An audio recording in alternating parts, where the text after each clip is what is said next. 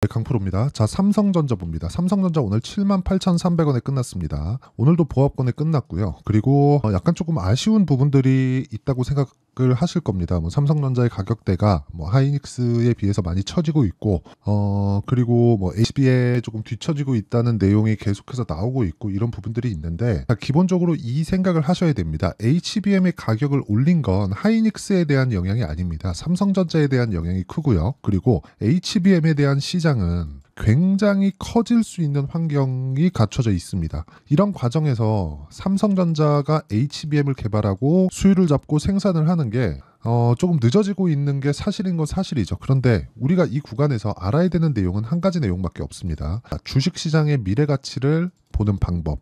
이걸 보시면 돼요. 가격이 올라가는 원리에 대해서 이야기를 드릴 건데, 주식 투자를 할 때, 그쵸? 가격이 올라가는 종목들이 있고 내려가는 종목들이 있습니다. 자, 그러면 가격이 올라가는 종목들에 대해서 먼저 이야기를 드릴게요. 앞으로 좋아지는 내용에 먼저 반영해서 가격이 먼저 뜨는 겁니다. 그쵸? 자, 이걸 만약에 뒤집어 놓으면 내려가는 이유가 됩니다. 뒤집으면 어떤 상황이 벌어질까요? 앞으로 더 이상 좋아지지 못할 것에 대한 내용을 먼저 반영한다. 굳이 하나 더 하자면 나빠질 부분에 대한 내용을 먼저 반영한다. 이 부분이 될 수 있겠죠. 같은 말이지만 약간의 차이는 있을 수 있어서 제가 두 가지로 이야기를 드린 겁니다. 자, 그러면 삼성전자가 지금 좋아지는 내용이 아니라 역으로 생각해 볼게요. 나빠지는 부분이 추가적으로 나올 수 있을까요? 없습니다. 그쵸? 지금 메모리 반도체 쪽은 사실상 삼성전자가 거의 뭐 석권했다고 보시면 됩니다. 최근에 반도체 가격이 턴어라운드가 됐죠.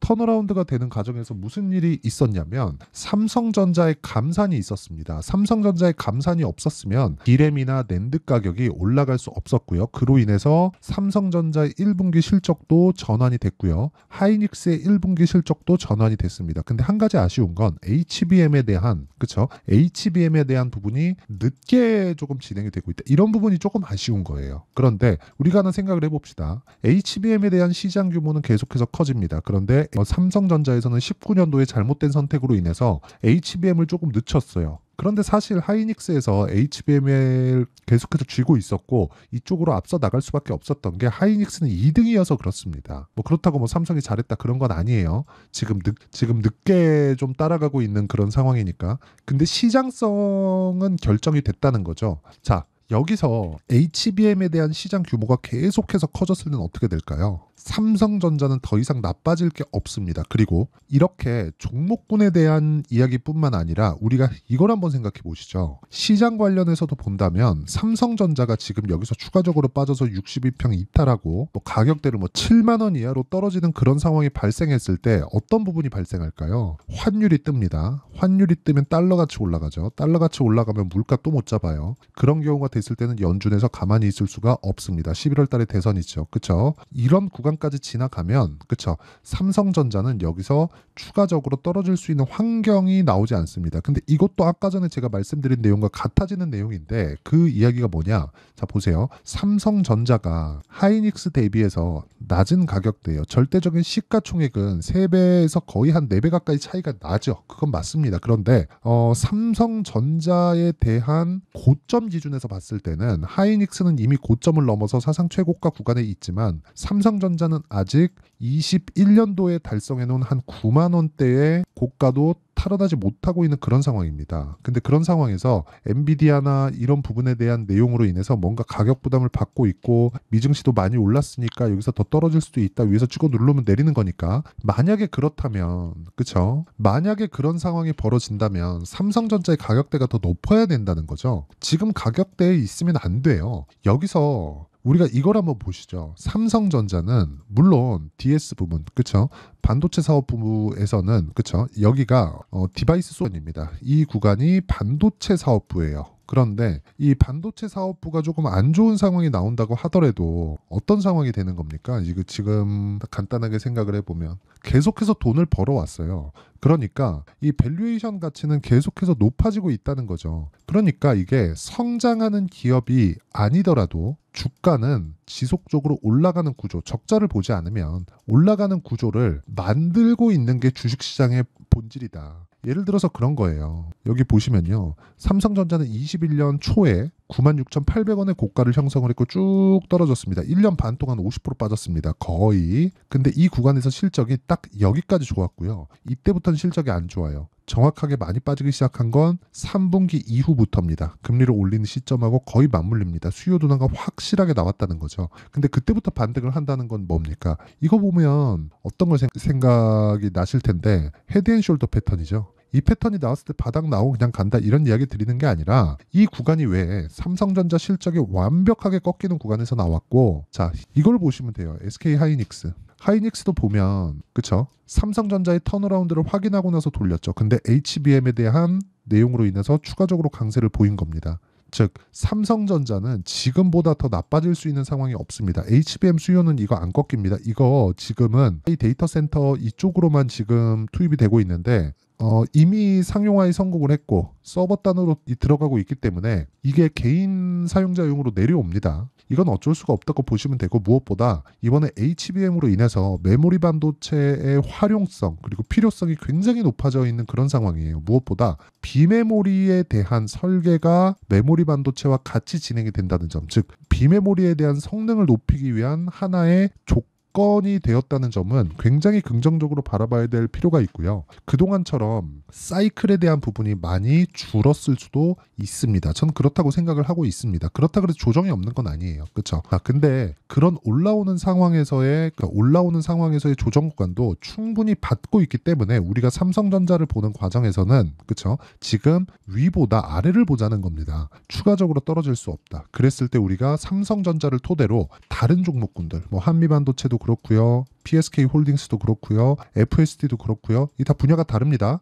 그렇죠? 이쪽으로 계속해서 공략해서 수익을 낼 수 있다는 겁니다. 그게 가격 전략이에요. 여기 삼성전자를 기준해서 관련 종목군들의 가격과 단기 보유 전략. 단기 2주 안에 수익 전환을 시킬 수 있는 상황을 찾자. 반도체 종목군들이 강한 움직임을 보이려면 다시 말씀드리지만 삼성전자와 하이닉스가 빠지면 안 됩니다. 올라가면 가격 부담이 생겨요. 삼성전자 하이닉스가 많이 올라가는 게 좋은 게 아니에요. 어느 정도까지 가격을 올려놓고 그 구간에서 횡보하는 게 가장 좋습니다. 지금 삼성전자의 움직임이죠. 그렇기 때문에 우리는 반도체 종목군들을 지금 지속적으로 봐야 된다는 거고, 그 기준이 되는 게 삼성전자이기 때문에 삼성전자를 토대로 우리가 단기 보유 전략을 철저하게 활용했을 때 꾸준하게 수익을 볼 수 있는 상황을 만들 수 있고요. 이 내용에 대한 부분, 그렇죠? 이 내용에 대한 부분과 함께 제가 관련주들, 그쵸? 삼성전자를 기준한 관련주들의 실시간 타점을 제가 문자로 공유를 해드리도록 할 테니까 구독과 좋아요 눌러주시고 상단에 있는 전화번호로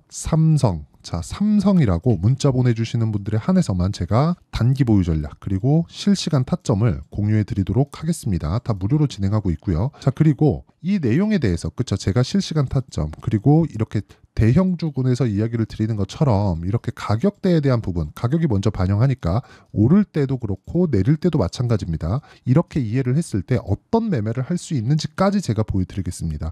자, 내용 보시면 이렇습니다. 자, 대한전선. 최근에 전기 관련주들 굉장히 강하죠. 전선, 구리가, 변압기 이쪽 강합니다.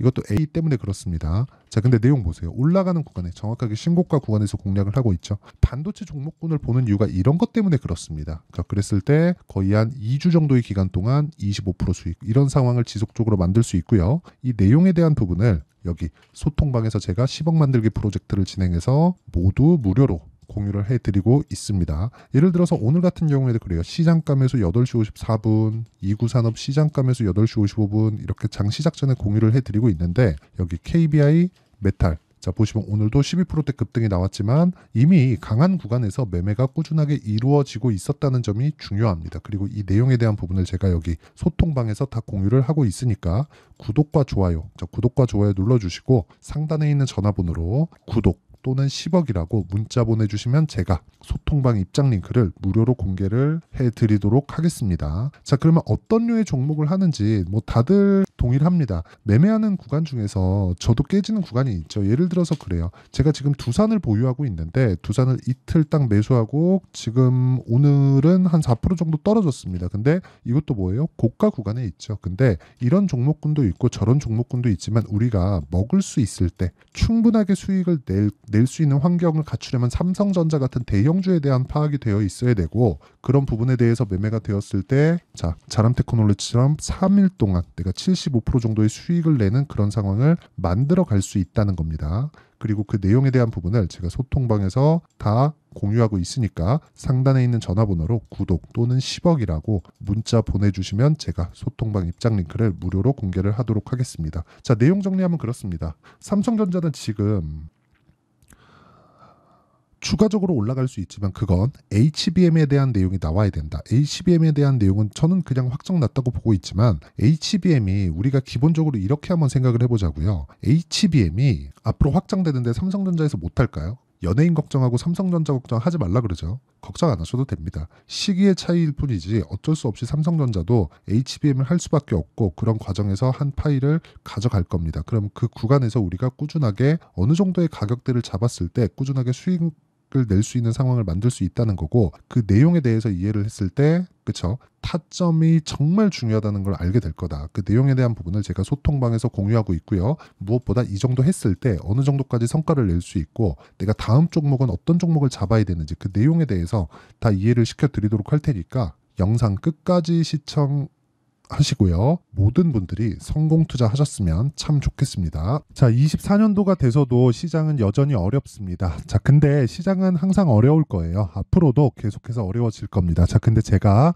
매월 대시세 종목을 구독자분들에게 공개를 합니다. 자, 내용을 보면 12월 달에 실제 공개를 했었던 강프로의 대시세 종목에 대한 내용인데, 대기업을 상대로 안정적인 매출 구조를 가지고 있고요. 그리고 현재 주요 거래처는 삼성전자, 인텔, 하이닉스, TSMC, 해외에 반도체 관련된 기업이라는 걸 알 수 있죠. 그만큼 1월 달에 제가 보고 있었던 종목은 반도체 관련주라는 걸 알 수 있습니다. 공개를 해드리면 이 내용입니다. 여기 어보브 반도체, 그쵸? 실제 제가 거래한 내용을 공개를 한 거고요.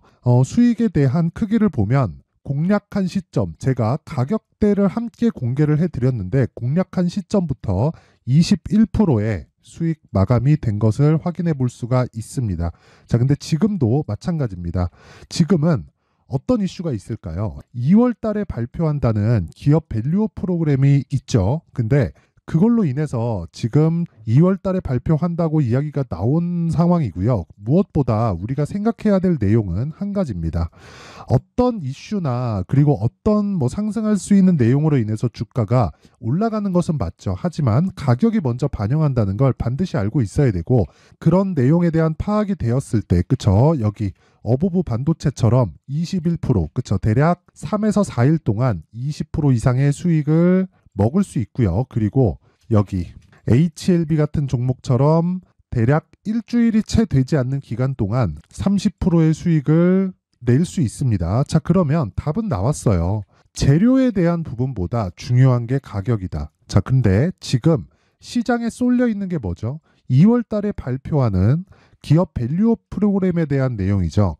자, 그러면 우리가 이쪽에다가 지금 집중을 해야 될까요? 그 내용을 한번 보겠습니다. 기아차의 차트를 보면요. 1월 24일 날 정부단에서 입김을 불어넣은 이후에 시세가 강하게 발생한 것처럼 보이지만 애초에 12월 달부터 신고가를 달성했다는 걸 확인할 수 있습니다. 자, 그러면 우리가 스케줄을 따져봤을 때 우리가 어디를 봐야 될까요? 4월 달 총선을 봐야 됩니다. 드디어 때가 온 거죠. 4월 달 총선이 끝나면 그 뒤엔 뭐가 있죠?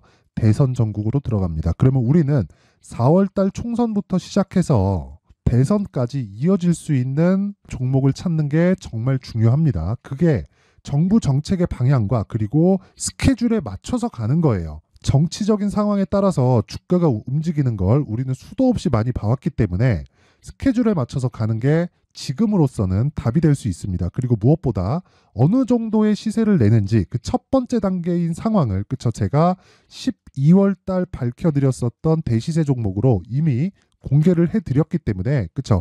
어떻게 제가 매매를 했는지까지 다 보여드렸습니다. HLB처럼, 그쵸? 31.9% 걸린 시간은 4일밖에 되지 않죠. 이 종목을 제가 가격과 그리고 어떤 종목인지를 애초에 12월 달부터 공개를 한 겁니다. 자, 그러면 지금도 마찬가지예요. 앞서서 제가 말씀드렸었던 23년도에 했었던 여러 가지 종목들이 있죠. 한미반도체 같은 종목들도 여기 소통방에서 모두 공개를 해서 실제로 10,000원부터 60,000원까지 상승한 내역이 있고요. 왜 공략을 했는지를 제가 다 공개를 해드렸습니다. 근데 지금도 마찬가지라는 거죠. 정부 정책의 방향에 맞춰서 또는 선거 스케줄에 맞춰서 매매를 이어가야 될 때가 됐고요. 제가 총선 관련된 큰 시세가 나올 수 있는 대시세 종목을 준비를 해놨습니다. 길게 말씀드리지 않겠습니다. 모든 종목들은 신고가를 달성하면서 대시세 준비를 하게 되고요. 신고가를 공략했을 때 내가 시장에 주도주를 잡을 수 있는데 지금은 총선에 집중하는 게 맞다. 그래서 총선 관련된 그리고 대선까지 이어질 수 있는 종목을 준비를 해놨는데 지금부터 준비를 하셔야 나중에 고가에 올라가서도 꾸준하게 매매를 이어갈 수 있습니다. 자꾸 막 손절하고 매매하는 과정에서 너무 어렵다 하시는 분들은요. 이 종목 딱 받아가서 큰 수익 내셨으면 좋겠고요. 이 종목은 상단에 있는 전화번호로 대시세라고 문자를 보내주시는 분들에 한해서만 제가 총선 그리고 대선까지 이어질 수 있는 종목을 공개해 드리도록 할 테니까 상단에 있는 전화번호로 대시세라고 문자를 보내주시고요. 그리고 구독과 좋아요 꼭 좀 부탁드리겠습니다. 시장은 정말 어렵습니다. 자, 그래서 모든 분들이 성공 투자하셨으면 좋겠고요. 기본적으로 가격에 대한 파악을 하면서 큰 수익을 내셨으면 좋겠습니다.